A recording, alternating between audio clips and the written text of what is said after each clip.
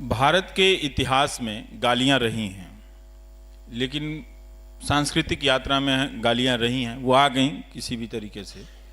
लेकिन 2014 के बाद से जिस तरह से गालियों के लिखने का दौर चला और बोलने का दौर चला, वो कभी भी नहीं रहा। तो जो चौराहे की बहस थी वो अब ड्राइंग रूम में हो रही है और हम लोगों के फ़ोन नंबर पे हो रही है। इसमें ज़रा भी भ्रम रखने की ज़रूरत नहीं है कि गाली देने वाले लोग कौन हैं। अगर उनको मेरी निष्पक्षता को लेकर चिंता हो रही होती तो ट्रोल मैं नहीं हो रहा होता, बाकी 50 एंकर हो रहे होते। तो उनको मेरी निष्पक्षता की चिंता नहीं है। उनको चिंता यह है कि जब हमने सबको खत्म कर दिया तो ये कैसे बचा रह गया है। तो वो हताश हैं।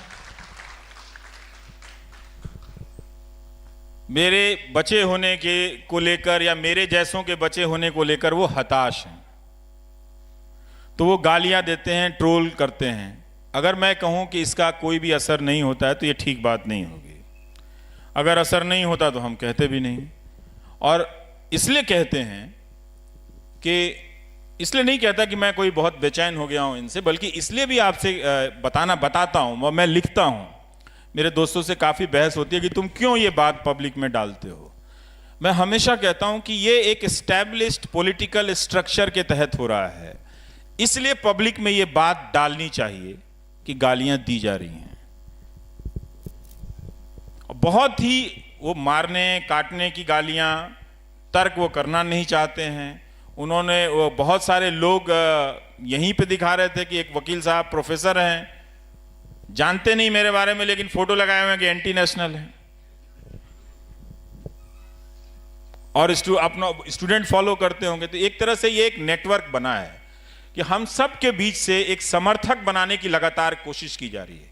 जैसे ही आप दर्शक, नागरिक से दर्शक बनते हैं और दर्शक से लॉयल दर्शक बनते हैं और फिर दर्शक से जैसे ही आप समर्थक में बदलते हैं, फिर आपको सवाल से का कोई मतलब नहीं रह जाता। फिर आप उस पार्टी के लिए झंडा उठा लेते हैं। और यही प्रक्रिया वो ज्यादा से ज्यादा वो करने की कोशिश कर रहे हैं। तो खूब गालियां पड़ती हैं, धमकियां पड़ती हैं। इससे जिंदगी पर असर पड़ा है।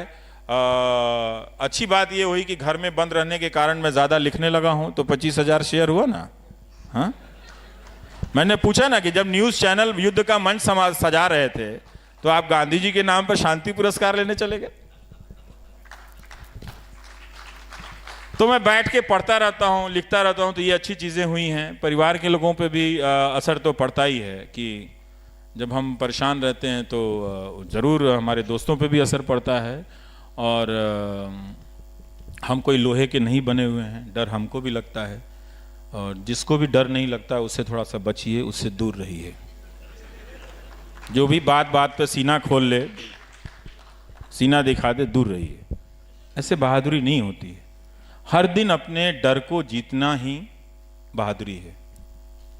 हर दिन अपने आप को बहादुर घोषित करना बहादुरी नहीं है। तो बहुत गालियां पड़ती। मेरे फ़ोन पे पिछले 5 दिनों से, जब वो 14 तारीख को पुलवामा अटैक हुआ, तो अचानक कहने लगा आप एंटी नेशनल है। मैंने कहा मैं कैसे एंटी नेशनल हो गया भाई, तो समझ में नहीं आया। तो वो कोई अवार्ड सेरेमनी था, उसमें मैं कुछ बोल आया न्यूज़ चैनलों को।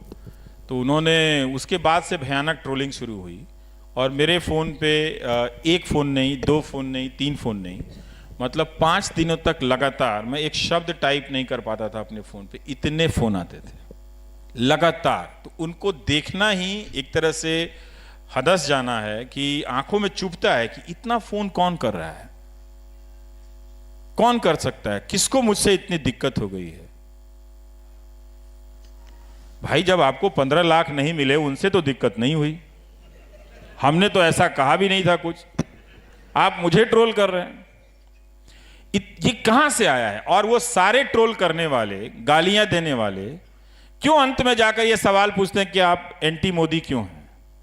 हम कहां एंटी मोदी, हम तो मोदी की मदद करते हैं सवाल पूछ के, ताकि समय पे पता चल जाए। तो बहुत ही खराब हालत है मीनाक्षी। और ये सामान्य, मैं यही सोचता हूं कि आम नागरिक के अंदर जब ये भय बैठता होगा तो वो कितना भयानक होता होगा। मुझे तो फिर भी इसकी आदत हो गई। अगर आपके फ़ोन पे कोई 4 दिनों तक लगातार हजारों की संख्या में फ़ोन और 3000 से ज़्यादा मैसेजेस भेज दे गालियों के, उनको देखना, उनको डिलीट करना, सबको एक बार में नहीं कर सकता क्योंकि पहले के कुछ मैसेजेस बहुत ज़रूरी होते हैं, उसको रखना पड़े, इसलिए आप सबको एक साथ बल्क में डिलीट नहीं कर सकते हैं। उनको डिलीट करने के लिए ही मुझे रोज़ 3-3 घंटे 4-4 घंटे बैठकर ये करना पड़े, तो ये वो काम कर सकते हैं। तो इसीलिए उन्होंने क्या किया है कि इसके ज़रिए पब्लिक के बीच में ही पब्लिक को एक दीवार बना दिया है। वो इस लड़ाई में अब सामने नहीं है, वो उपदेशक हैं। 7 दिन तक लड़ाई हो जाए फिर वो कह सकते हैं कि हमारी लड़ाई कश्मीर को लेकर है, कश्मीरी लोगों से नहीं है, वो कह सकते हैं, क्योंकि उनको बहुत सारी रैलियां करनी होती तो कुछ ना कुछ कहना है तो कहीं ना कहीं कुछ कह देते हैं वो। तो ये एक व्यवस्था बनी है जिसको उन्होंने लेजिटिमाइज किया, या उनकी पार्टी की पॉलिटिक्स ने लेजिटिमाइज किया है। ये अब 5 साल के बाद अगर आप नहीं देख पाएंगे तो कब देख पाएंगे?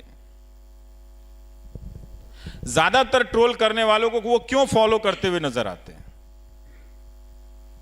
और वही सिर्फ ट्रोलिंग की बात नहीं है, उनके पार्टी के जो नेता हैं, जो आईटी सेल के जो व्हाट्सएप ग्रुप में जो मैसेजेस चलते हैं, सबकी भाषा एंकर से लेके वहां तक एक हो गई है और वो सब एक दिशा में जाती हुई दिख रही है। तो हम लोग सोशल साइंटिस्ट भी हो गए हैं, देखते देखते तो समझ में तो आती है ना बात की ये बात आ कहां से रही है और जा कहां से रही है।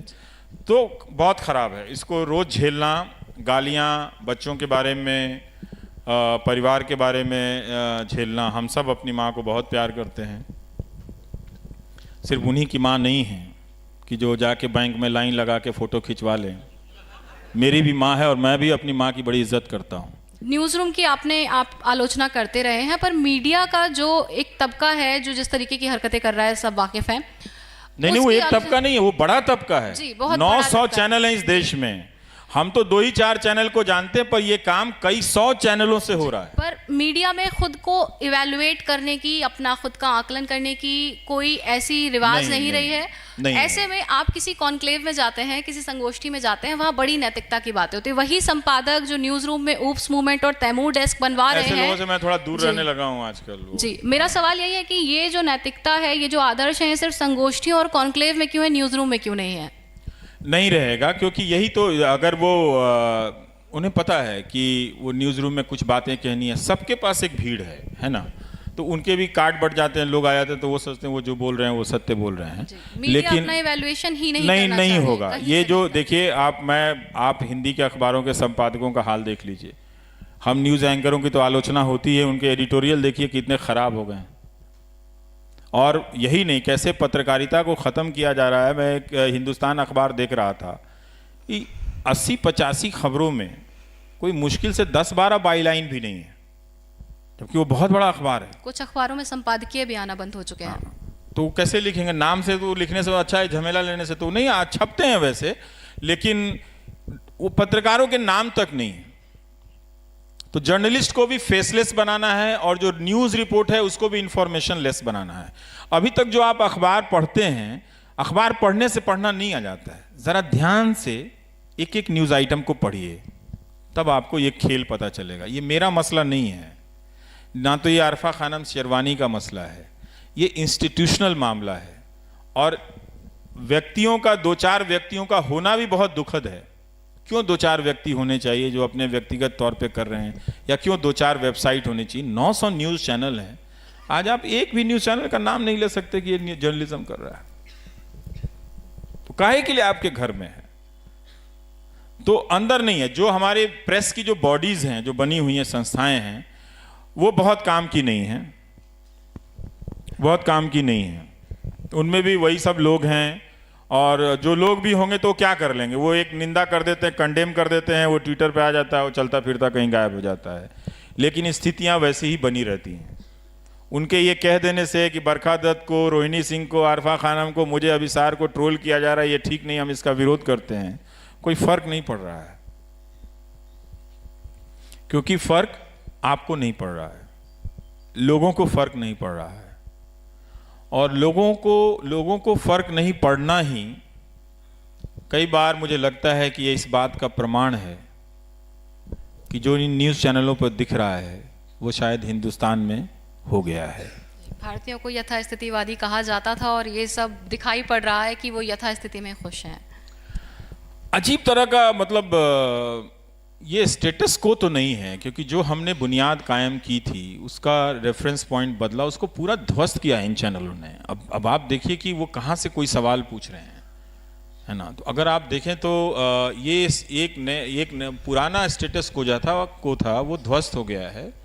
एक नई चीज़ इन्होंने बनाई तो ज़रूर है, और जिसमें जो अमर्यादा है, जो अनैतिकता है, उसको प्रतिष्ठित किया है। जो पहले से चली आ रही थी उसको स्थापित किया है, प्रतिष्ठापित किया है। तो जो अमर्यादाएं हैं, जो अनैतिकताएं हैं, उनको नैतिक बनाया है, उनको मर्यादित किया है। ये काम तो इन्होंने किया ही है कि अब आप चैनलों पर आकर देखिए, एक चैनल पे मैं देख रहा था कि 2 आर्मी के सज्जन रिटायर्ड जानकार बैठे हैं और बगल में एक प्रवक्ता कह रहा तेरा नेता लुच्चा है, तेरा नेता लुच्चा है, और ये लुच्चा है, वो लुच्चा चल रहा था उसमें। मैं ये सोच रहा था कि अच्छे भले लोग भी जाकर इस गंदगी को क्यों लेजिटिमाइज कर रहे हैं, वो क्यों जाते हैं। हिंदुस्तान की आर्मी जेंटलमैन आर्मी कही जाती है, वो क्यों ऐसे एंकरों के बगल में बैठते हैं। क्या उनको भी लगने लगा है कि देश में उनसे ज्यादा ये नेशनलिस्ट, ये न्यूज एंकर हो गया है। उनको देखना चाहिए कि किस तरह से वहां पर नचवाया जा रहा है, गालियां दी जा रही हैं। हमारे जो रिटायर्ड सोल्जर हैं, बड़ा रिस्पेक्ट है उनके लिए, उनके नॉलेज के लिए। वहाँ वो कुछ भी इस्तेमाल नहीं होता, सिर्फ उनके प्रेजेंस को लेकर ये न्यूज़ चैनल अपने आप को लेजिटिमाइज करते हैं, अपने एजेंडा को, कि हमारे साथ आर्मी के ऑफिसर बैठे हैं। और वो दूसरों को पूछता है कि तेंदुलकर या कोई नसीरुद्दीन शाह एंटी नेशनल है। मैं इन सेना के बेहतरीन अफसरों से गुजारिश करता हूँ कि आप प्लीज़, आप हमारे लोकतंत्र के सबसे मजबूत प्रहरी हैं, आप अपने अनुभव और ज्ञान का इस्तेमाल इन बंदरों के जरिए लोकतंत्र के खात्मे में साथ मत दीजिए। वरना 10 साल बाद जब कोई YouTube में जाकर देखेगा तो आप नजर आएंगे कि आप वहां पर बैठे हुए थे, क्योंकि वो ये नहीं बोल पाते कि तुम कैसे बोल सकते हो। मैं हूं, मैं जानता हूं, मैं आर्मी मैन हूं, मैं जानता हूं जान की कीमत क्या होती है, शहादत की कीमत क्या होती है। जब गोली चलती है तो हमारे घरों के भीतर कितनी गोलियां चलती हैं। तो हमारे जेंटलमैन आर्मी के जो जितने भी रिटायर्ड अफसरान हैं, उनको ये बात समझना चाहिए कि एंकर उनकी मौजूदगी का इस्तेमाल कर रहे हैं। प्लीज़ वो ऐसा ना होने दें।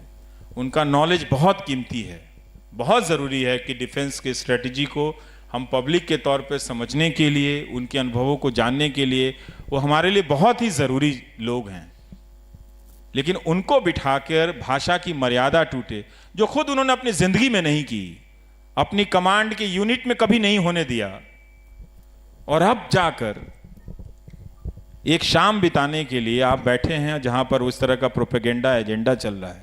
आपने जिस सेना को लीड किया उसमें कभी भी आपके दिमाग में ये बात नहीं आई, ना आने दिया आपने कि हम हिंदू मुसलमान अलग हैं, और इन चैनलों पर सारा एजेंडा चल रहा है और आप बैठे हुए नजर आ रहे हैं। मत आइए। अगर सेना से रिटायर हो गए हैं तो इन न्यूज़ चैनलों से भी रिटायर हो जाइए, छोड़ दीजिए इनको छोड़िए आप। हमारे पास यही एक लोकतांत्रिक तरीका बचा है कि आप इनको छोड़ दीजिए, वरना ये हम सबको छोड़ने लायक नहीं छोड़ेंगे ये लोग। हम सब इसी सड़क पे कहीं घेर के मार देगा, कोई आपको मार देगा, कोई सुबोध सिंह को मार देगा, कोई अखलाक को मार देगा। मरेंगे वो सब जो चुप हैं।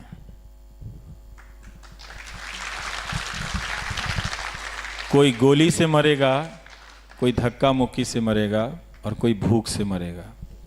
मरेंगे तो सब। पर अंबानी जी की मानहानि ₹1.25 की होनी चाहिए। हाँ, मेरी भी, प्रधानमंत्री की भी मानहानि ₹1.25 की होनी चाहिए, और राष्ट्रपति की भी मानहानि ₹1.25 की होनी चाहिए। सबकी मानहानि ₹1.25 की मानहानि, एक धनहानि, एक मानहानि, ₹1.25। आप भी नारे बना रहे हैं आज। हाँ, तो यही समझा रहा हूं उनको। तो जनता ज्यादा समझती है। नहीं, ये बात नहीं है। हमको ये बात समझना है कि ये जो नारों की शक्ल में बातें कही जाती हैं, बहुत ज़्यादा इनसे प्रभावित होने की ज़रूरत नहीं है। वो पॉलिटिक्स में लोग अपने आप को कम्युनिकेट करने के लिए कहते हैं, लेकिन आप सिटीजन हैं, अपनी नागरिकता को बचाइए। बहुत सारी चीज़ों को जानने की कोशिश कीजिए। थोड़ा 1 घंटा ज़िंदगी में निकालिए हफ्ते में कम से कम, कि जब बैठ के आप गंभीर रूप से उन्हीं समाचार पत्रों का, घटनाओं का विश्लेषण करें। आप अपने तौर पे आप जो इस टीवी के जरिए बाहर भी सुन रहे हैं, मैं उनसे भी कह रहा हूं कि वो भी एक तरह से वो मेहनत करें। लोकतंत्र में मैं हमेशा एक बात को इस प्राइम टाइम को करते हुए समझा हूं, जो पहले मैं नहीं समझता था। मैं यही समझता हूं कि लोकतंत्र में नागरिक होना, मेरे नज़र में आईआईटी का इम्तिहान सबसे मुश्किल था, क्योंकि मैं मैथ्स में सबसे ज़्यादा कमज़ोर था। तो मैं हमेशा मानता हूं कि लोकतंत्र में नागरिक होना आईआईटी के इम्तिहान की तैयारी से भी मुश्किल काम है। ये फोकट का काम नहीं है। तो बहुत मेहनत कीजिए और बहुत मेहनत से संस्थाओं में भागीदारी कीजिए। जो संस्थाएं खड़ी हो रही हैं आप उनको सपोर्ट कीजिए। आप याद रखिएगा कि जिस दौर में लोग इतिहास मिटा रहे हैं, उसी दौर में आप वो हैं जो इतिहास बना रहे हैं।